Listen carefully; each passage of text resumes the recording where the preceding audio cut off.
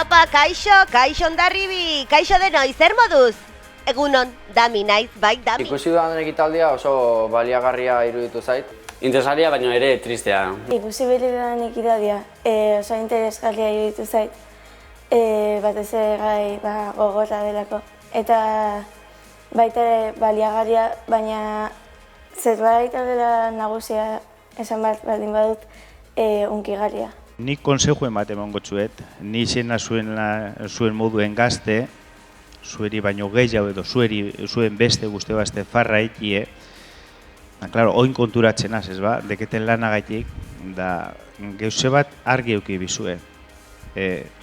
Farran zoi ezienien, alkola eta drogak, ez die kompatibliek eskotxien volantiaz, ez motorran manilarraz ez ezebez. Askotan errepikatzen digute hau gazteei, eta, bueno, ni uste dut ja bagenekigula kotxea hartzea edan eta gero arriskutsua izan daitekela, baina horrela ikustea eta jende erreala eta pasaduena entzutea oso hunkigarri. Egoera hori bizi duten pertsonak ikustea eta ikuspuntu desberdinak benetan empatizatzeko asko laguntzen du. Oso baliagarria da eguneroko bizian, konturatzeko gauzak bi aldiz pentsatu behar direla. Interesgarria jende asko hitz egin duelako eta ahots asko egon direlako.